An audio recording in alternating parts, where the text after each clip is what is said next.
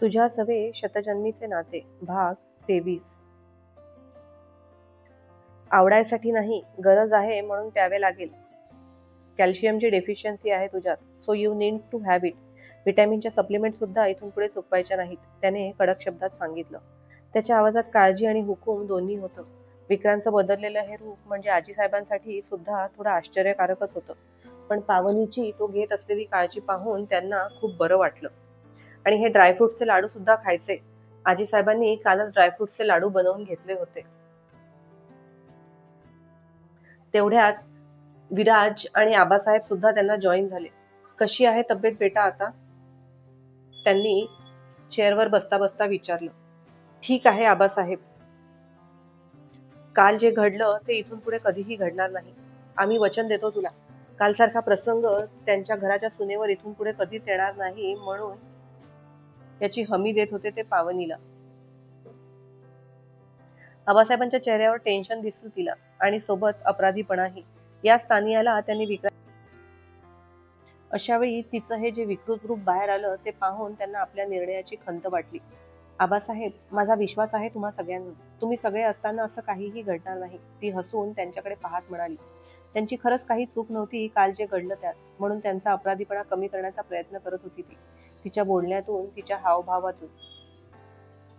राजपुतांसोबत काय आणि का घडलं हे कळलं आबासाहेबांना, पण त्यांनी विषय काही काढला नाही. विराजसाठी मात्र मोठं आश्चर्य होतं ते. अरे भाई, बघितलंस का तू न्यूज मध्ये? तानियाला अरेस्ट केलाय, शिवाय त्यांच्या फॅक्टरीवर काल रेड सुद्धा पडल्या. विराज त्याच्या मोबाईल मधल्या न्यूज स्क्रोल करत म्हणाला. विक्रांत मात्र शांतपणे नाश्ता करत होता. मिस्टर राजपुतांचे नुसते हातच नाही तर ते अख्खे न जाणे कितीतरी इलिगल कामांमध्ये बरबटलेले आहे. दिस इज नथिंग. केली असेल कोणीतरी कंप्लेंट त्यांची. त्याने खांदे उडवत त्याला काहीच माहिती नसल्यासारखं उत्तर दिलं. पण आबासाहेबांना माहिती होतं हे रातोरात घडणं शक्य नाही. ही नक्कीच विक्रांतची किमया आहे. पण ते एका शब्दानेही त्याला काही बोलले नाही. पावनीला मात्र ते सगळं ऐकून खूप आश्चर्य वाटलं. हे सगळं विक्रांतने घडवून आणलं असेल का? शक्यता नाकारता येत नव्हती. किती राग आला होता त्यांना काल, पण का केलं असेल यांनी असं?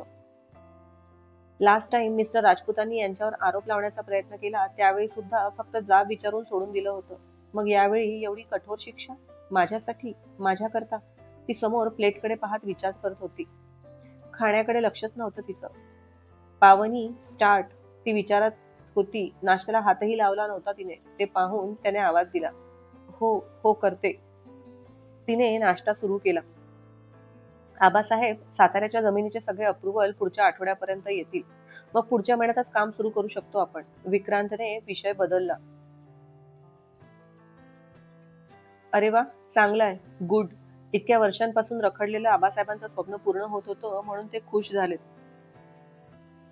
मी गुरुजींना मुहूर्त पाहून ठेवायला सांगतो. पावनीच्या हातानेच आपण भूमिपूजन करूयात. आबासाहेब म्हणाले तसं विक्रांत, विराज आणि आजीसाहेबांनी अगदी आनंदाने मान डोलावली.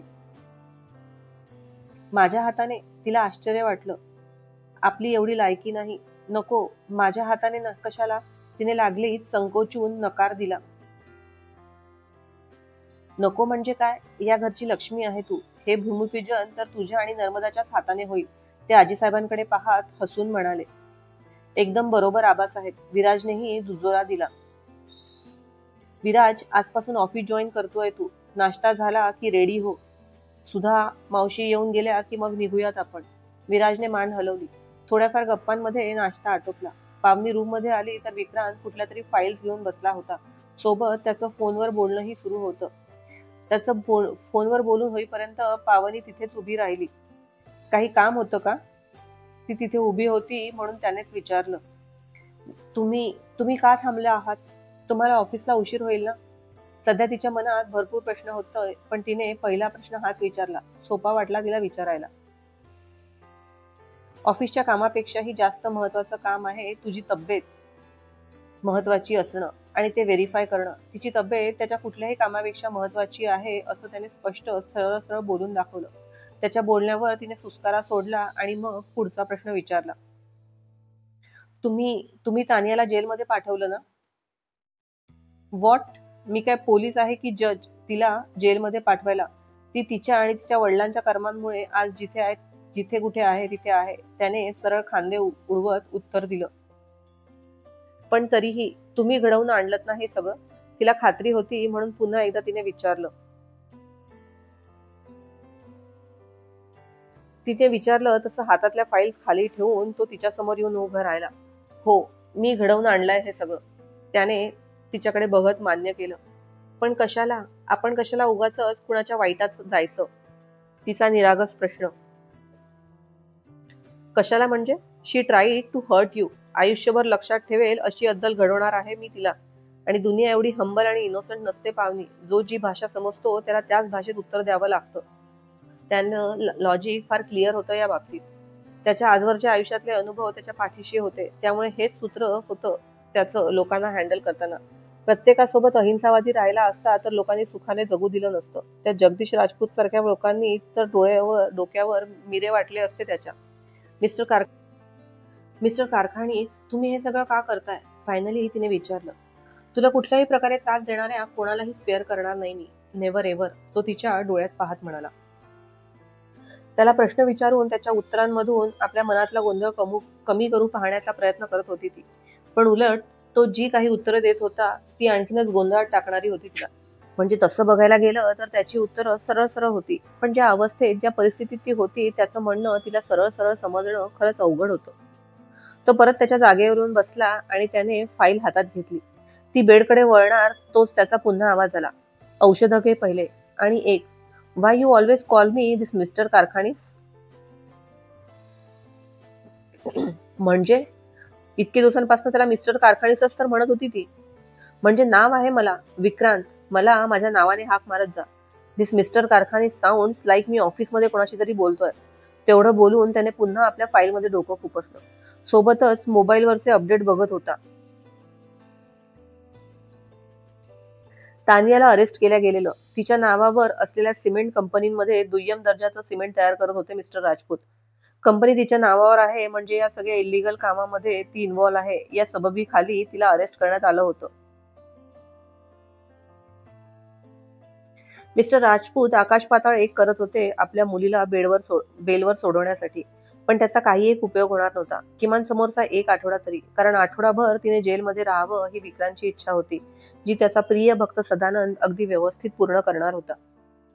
स्वतःच्या बोलण्याने तिला पुन्हा विचारांच्या चक्रव्यूहात सोडून तो त्याच्या कामात बिझी झाला. थोड्या वेळाने डॉक्टर सुधा आल्या. त्यांनी पावनीला चेक केलं. तब्येत ठीक आहे तिची, पण जास्त दगदग करायची नाही. 2-3 तासांचा प्रवास चालेल. फक्त कुठे दचके वगैरे लागायला नको तेवढी काळजी घ्या. आणि हो पावनी, सगळे विटॅमिन्सची औषधं वेळेवर घ्यायचे हं, चुकवायची नाही. आता तुला फक्त तुझीच नाही तर तुझ्या बाळाचीही काळजी घ्यायची आहे. डॉक्टर सुधा प्रेमाने समजावत म्हणाल्या. थोडंफार बोलून प्रश्न विचारून डॉक्टर सुधा बाहेर आल्यात आणि विक्रांतही त्यांच्या मागे. मावशी, खरंच काही काळजीचं कारण नाही ना?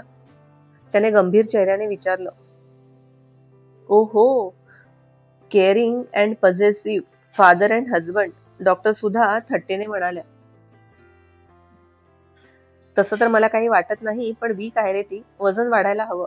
टेन्शन फ्री, स्ट्रेस फ्री राहिली, जेवण व्यवस्थित असलं तर काळजीचं काही कारण उद्भवणार नाही. फक्त तिच्या खाण्यापिण्याकडे नीट लक्ष दे आणि तू सोबत राहा तिच्या.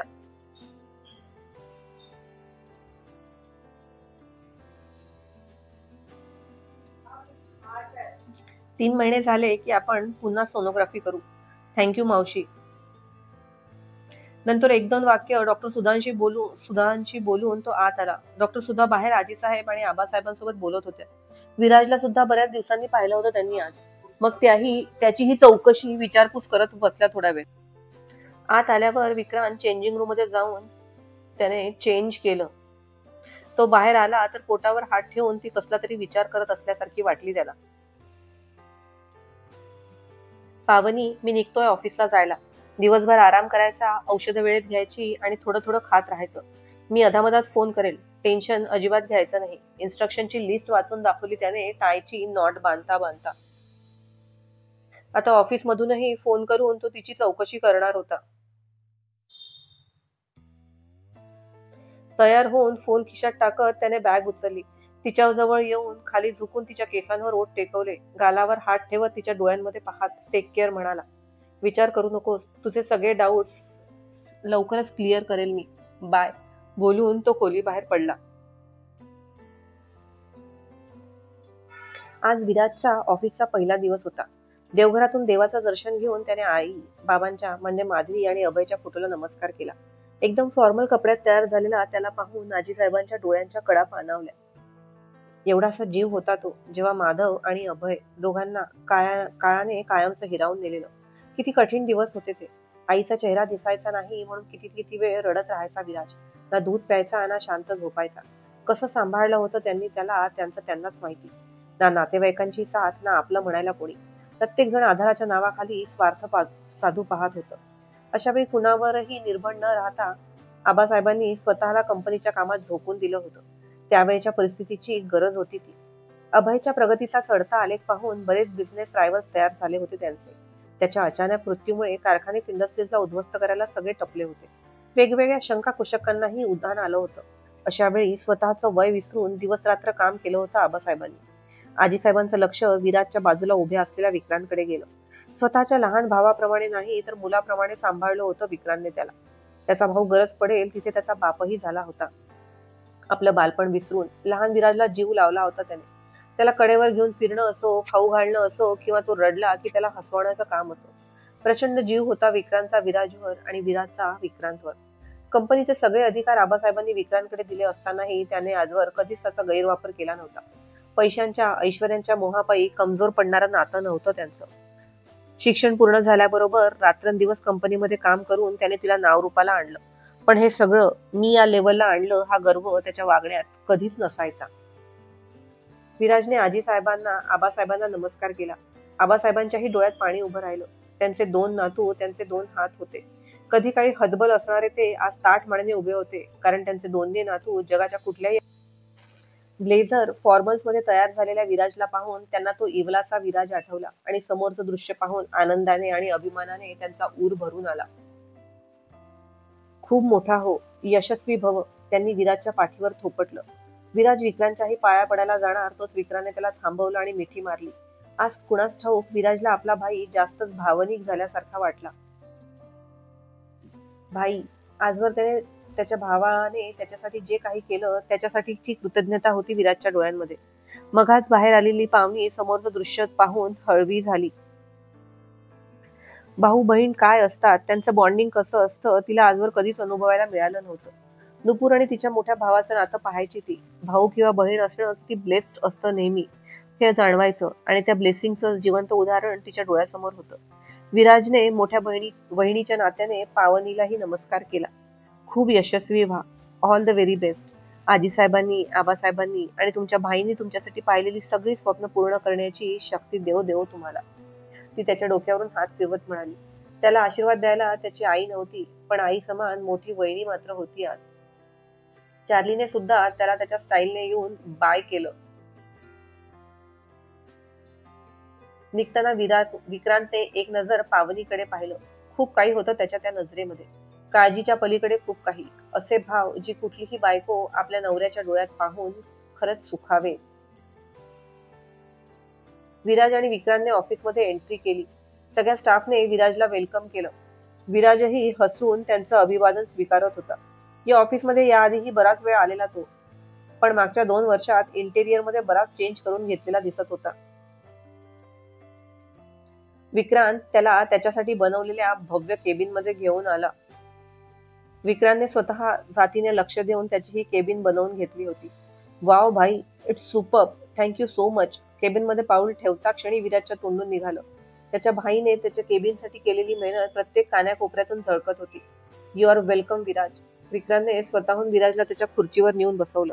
विक्रांतच्या चेहऱ्यावर काहीसे गंभीर आणि काहीसे भावनिक एक्सप्रेशन उमटले. विराजला त्या खुर्चीवर बसताना पाहून. विराज, आबासाहेबांनी खूप छोट्या जागेत आपला बिझनेस सुरू केला होता. त्यावेळी कुठलंच पाठबळ नव्हतं त्यांच्याजवळ, ना कुणाची साथ. त्यांच्या मेहनतीने, डेडिकेशनमुळे आजचा हा दिवस दिसतोय आपल्याला. माझे आणि त्यांचे कितीही डिफरन्सेस ओपिनियन असले तरी त्यांच्या हार्डवर्क समोर मी नेहमीच नतमस्तक झालो आहे. बाबा गेल्यावर खूप मेहनतीने त्यांनी दबकाईला गेलेली कंपनी वर आणली, इथवर आणून पोहोचवली. He is a iron man. बाबांची अर्धवट राहिलेली सगळी स्वप्न आबासाहेबांनी पूर्ण केली. आबासाहेब आणि Baba, they both did a lot for this company. या कंपनीला एवढं मोठं करायला त्यांचं रक्त आटवलं आहे त्यांनी. विक्रांतने बोललेला प्रत्येक शब्द त्याच्या हृदयापासून आला होता. मनापासून मानत होता हे सगळं तो. आय नो भाई. विराजने उठून विक्रांतचा हात आपल्या हातात घेतला. आबासाहेबांनी बाबांनी खूप मेहनत केली आहे ही कंपनी उभं करायला. अहोरात्र घाम गाळला आहे इथे आणि तू हिला एका नव्या उंचीवर नेऊन ठेवलं. आज 6 शहरांमध्ये कारखानीस इंडस्ट्रीजच्या फॅक्टरी आहेत. ऍग्रिकल्चर, फार्मा, इन्फ्रास्ट्रक्चर मध्ये झळाळत असलेलं कारखानीस इंडस्ट्रीजचं हे नाव फक्त आबासाहेब, बाबा आणि तुझ्यामुळे आहे. अँड आय प्रॉमिस, हे नाव खाली जाईल असं मी कधीच काहीच वागणार नाही. तुझ्या एवढं नाही, पण तुझ्या पावलावर पाऊल टाकायचा प्रयत्न करेल दरवेळी. तू दाखवलेल्या मार्गावरून चालवण्याचा प्रयत्न करेल. I will not let you down भाई. Never ever. बोलताना विराज हळवा झालेला. खूप मऊ हृदयाचा, साधा सरळ होता विराज. जगाचे छक्के पंजे अजून त्याला माहिती नव्हते, म्हणून विक्रांत जास्त काळजी घ्यायचा त्याची.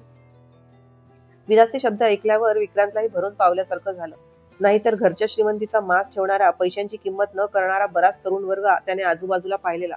तानिया सुद्धा त्यातलीच एक होती, पण विराज, त्याने मात्र आजीसाहेब आणि आबासाहेबांनी केलेले संस्कार जोपासले होते. Viraj, always remember, there is no shortcut for success. And one more thing, I am always there for you. Vikrant त्याच्या पाठीवर हात ठेवत म्हणाला. येस भाई, मी नेहमी लक्षात ठेवेन. मग विक्रांतने फोन करून मिस्टर सानपांना आत बोलावलं. मिस्टर सानप हे कारखानीस इंडस्ट्रीजचे खूप जुने एम्प्लॉई होते. अगदी विराज आणि विक्रांतच्या वडिलांच्या वेळेपासूनचे. आबासाहेबांच्या सुद्धा विश्वासातले होते ते. Mister Sanap will explain you everything. विराजच्या कामाची रूपरेषा विक्रांतने आधीच ठरवून ठेवली होती. त्याच्यासाठी ते भलं मोठं केबिन असलं तरीही त्याला कंपनीतल्या बारीक सारीक गोष्टी कशा आणि कुठून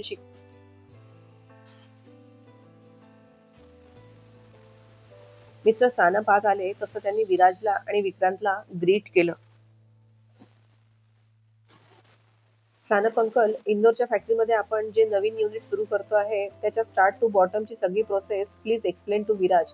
take his inputs, then we can have a joint meeting. ठीक आहे विक्रांत. सानप एकटेच होते जे पूर्ण ऑफिसमध्ये विक्रांतला त्याच्या नावाने हाक मारायचे. विराज आणि सानपांचा निरोप घेऊन विक्रांत त्याच्या केबिन मध्ये येऊन बसला. बरीच कामं मार्गी लावायची होती त्याला. त्याने पहिला फोन काढून सदानंदला फोन लावला, यशवंता आणि मीनाक्षीचे अपडेट्स घ्यायला. सर, पोहोचतोच आहे 10 मिनिटात. बाकी त्या दोघींचं म्हणाल तर. सकाळी सकाळी घराचं दार वाजलं तसं यशवंताने घाबरतच दरवाजा उघडला. सदानंदने आणि त्याच्या माणसांचा प्रचंड दचका घेतला होता त्या दोघीही मायलेकीने. पुन्हा त्याला समोर पाहून यशवंताला धडकीत भरली. 5 मिनिटात तयार व्हायचं आणि चलायचं आमच्यासोबत. कुठे, काय असले प्रश्न विचारायचे नाही. नाही तर माहिती आहे ना काय होऊ शकतं. तिने दार उघडल्या उघडल्या सदानंदची धमकी. पण असं जबरदस्तीने.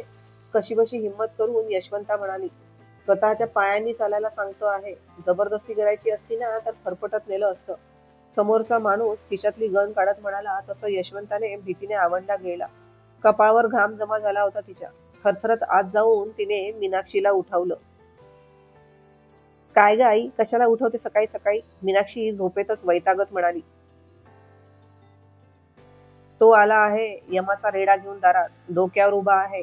चल आवर पटकन, नाहीतर नरडीचा गोठ घ्यायला कमी करणार नाही तो. मीनाक्षीने डोळे उघडून पाहिलं तर समोर तोच त्या दिवशीचा आडदांड माणूस दारात उभा होता. त्याला पाहून तिच्या डोळ्यातली झोप तर कुठच्या कुठे पळून गेली. नंतर मात्र जास्त प्रश्न विचारायची हिंमत दोघींनीही केली नाही. गपगुमान दोघीही तयार झाल्या. हा ऍड्रेस आहे. विचारत विचारत समोरच्या अर्धा तासात तिथे पोहोचायचं. त्या माणसाने ऑर्डर सोडली. दोघींनी घाबरून एकमेकींकडे पाहिलं. न सांगून काय करता म्हणून दोघीही निघाल्या. गेलेल्या ऍड्रेसवर पोहोचल्या. चांगली 6 किलोमीटरची पायपीट करून. सकाळी आलेला सदानंदचा माणूस आधीच हजर होता तिथे. ही अख्खी फॅक्टरी झाडून काढायची. शिवाय त्या साईडला 10 टॉयलेट बाथरूम आहे, तेही साफ करायचे. समोरच्या माणसाचे शब्द ऐकून मीनाक्षीने तोंड वाकडं केलं. शी, हे असलं काम मी नाही करणार. तिने हात वर करून उत्तर दिलं. का, हाताला मेहंदी लागली आहे तुझ्या, की कुठल्या राजघराण्याची राजकुमारी आहे तू. समोरचा माणूस उपहासाने म्हणाला. तसं तिने दचकून यशवंताकडे पाहिलं. यशवंता स्वतः घाबरली होती. ती काय तिची मदत करणार होती. जास्त वटवट करायची नाही. हा झाडू घ्यायचा आणि लागायचा कामाला. टॉयलेट बाथरूमच्या टाईल्स एकदम साफ व्हायला हव्यात, आरशासारख्या. नाहीतर तुम्हाला साफ करायला मला वेळ लागणार नाही. त्याने खिशातली गन काढून त्या दोघींसमोर उगाचच रुमालाने त्याला साफ करायची ऍक्टिंग केली. त्या दोघींचे धाब दणाणसाठी तेवढं पुरेसं होतं. मीनू, चल, नाही तर ढगात पोचवायचा हा आपल्याला. यशवंता तिला ओढतच आत घेऊन गेली. अगं आई, पण टॉयलेट बाथरूम साफ करायचं आणि मुळात आपण करायचीच काही कामं. तिचं वाक्य त्या माणसाने ऐकलं. काय म्हणालीस? का करायची ही कामं?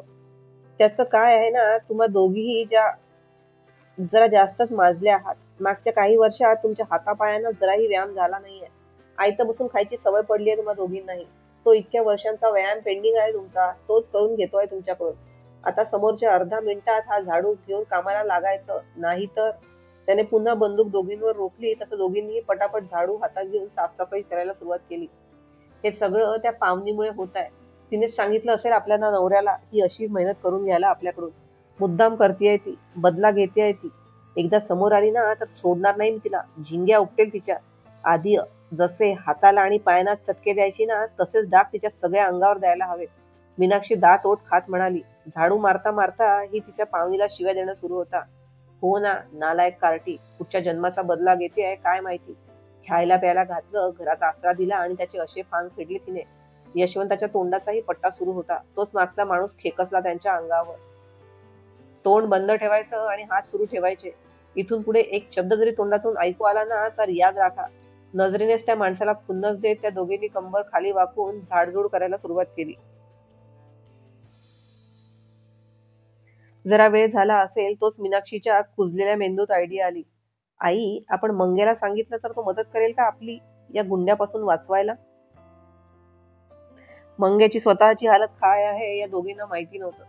अगदी बरोबर बोलली. जाताना त्याच्या घरी जाऊ पहिले आणि सांगू त्याला. वस्तीतले सगळे गुंड त्याच्या ओळखीचे आहेत. तो बरोबर वटणीवर आणेल यांना. मंग्याच्या रूपाने एक आशेचा किरण दिसला त्यांना. पण त्यांना कोण सांगणार की ज्या मंग्याची मदत घ्यायला ते जाणार होते त्याची आधीच कितीतरी हाडं तोडली होती विक्रांतच्या माणसांनी. दोघींचा घामाघूम होऊन साफसफाई करतानाचा व्हिडिओ पाहून विक्रांतला सुकून भेटला. पावनीला झालेल्या त्रासाचा जरा का होईना बदला गेला असं समाधान होतं त्याच्या चेहऱ्यावर. सदानंदला फोन करून त्याने तो व्हिडिओ मागवून घेतला. इकडे मिस्टर राजपूत आपल्या मुलीच्या बचाव कार्यात एवढे व्यस्त होते की यशवंत आणि मीनाक्षीकडे त्यांचं साफ दुर्लक्ष झालं. त्या दोघींच्या घरावर कोणीतरी पाळत ठेवून आहे हे कळल्यावर विक्रांतच्या माणसांनी त्यांना बाहेरच्या बाहेर गायब केलं होतं. फोन बंद करून तो विचारच करत होता. पावनीचा, त्याचा, त्या दोघांचा, त्यांच्या बाळाचा. पावनी समोर सत्य कसं आणायचं हा मोठा गहन प्रश्न होता त्याच्यासाठी. तो त्याच्या विचारातच हरवला असताना त्याच्या सेक्रेटरीने फोन करून हर्षल आल्याचं सांगितलं. Yes, please send him inside. त्याने निरोप पाठवला. आजचा भाग कसा वाटला ते नक्की सांगा. भेटूया लवकरच पुढच्या भागात. धन्यवाद.